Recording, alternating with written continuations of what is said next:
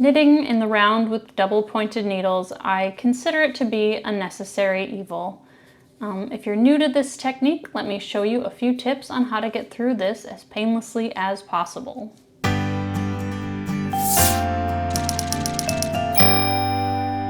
So why choose to do this rather than knit with circular needles? Is it because you want your life to be as difficult as possible? Probably not. More likely, you are knitting something small in the round, which means your circular needles aren't going to have a cable small enough to work with. And it's possible that I have been being a little dramatic, because once you get set up on double-pointed needles or DPNs, it's not all that bad. Getting started can be a little tricky, so let's go over that now. So just start off by casting on as normal with one of your needles. Place all of your stitches just on the one needle. And make sure you cast on one extra stitch. Then we want to distribute the stitches evenly onto the other needles, and make sure you leave one needle without any stitches on it. I like to start with the final cast on stitch, and I'll tell you why in a minute. So what you want to do is just insert your needle as if you were going to purl, and then you just slip onto the other needle. And I'm going to do 5 on each needle. Actually, I'm going to do 6 on this one. I'm going to put the extra stitch on the first needle.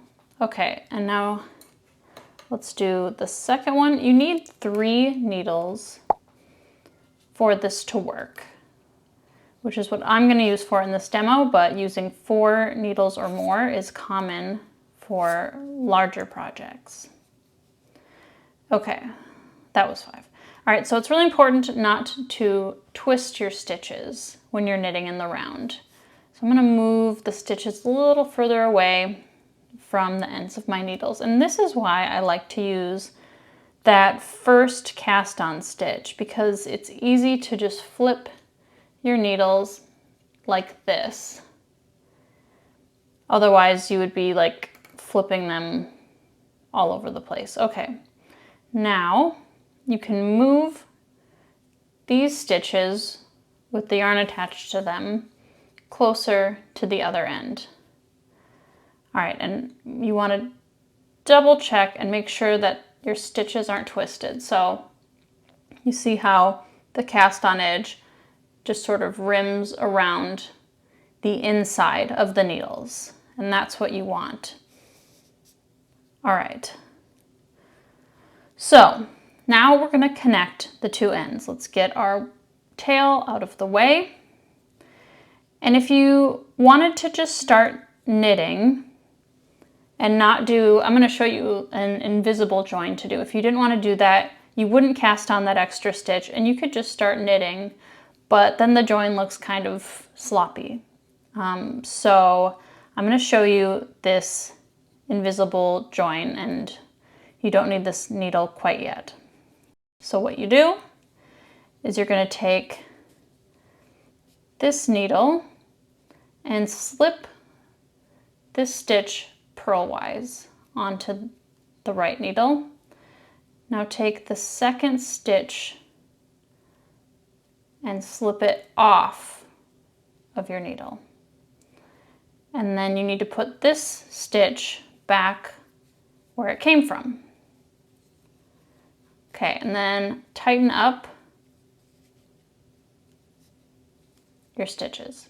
Okay, so you can slip on a stitch marker to mark the beginning of your round. Since unlike knitting with circular needles, this marker can fall off if you just have it right on the needle. So I like this little one that clips, and you can mark it just at the bottom, knowing that the end of this needle holds your, or this one holds your first stitch, and the final one is over here. Okay, so now we just start knitting in our pattern. And something super important to remember about double pointed needles is that you always start knitting with a fresh one, okay? And so that means that there are no stitches being held on your fresh needle. So essentially you are transferring stitches to a new needle all the way around. And even as someone who has been knitting a long time, I will still accidentally end up using a needle with stitches on it to start my knitting. And then I will wonder why there are so many stitches on one needle, but you can just slip them back onto a different needle. Okay, so once you're done with a needle, now you have this one that all the stitches just came off of. And you just start working with the next needle. And how many stitches go on each needle? It usually doesn't matter, and I mostly split them up evenly, but sometimes it does matter, and in those cases, your pattern will direct you on how many stitches to put on each needle. And if you're working with a pattern, like say you're doing knit, purl, like if I was doing a knit here and then I was going to do a purl stitch on the next one before I do anything, I like to bring my yarn around to the front because, as you've probably noticed, it's a little bit fiddly to kind of get set up for your next row. So I always like to have that there as like a reminder that the next thing I have to do is purl. But right now I'm just knitting. If you're having trouble setting up this first row, it's totally okay to knit a few rounds flat, and then you can transfer your stitches to DPNs and seam them together in the part that's unjoined. This can help you make sure your stitches don't get twisted if you're having problems with that. Just make sure you don't cast on that extra stitch I talked about, since you won't need the seamless join method that we went over. Something to know about knitting in the round, either with double pointed needles or circular needles, is it's going to change your stitch patterns.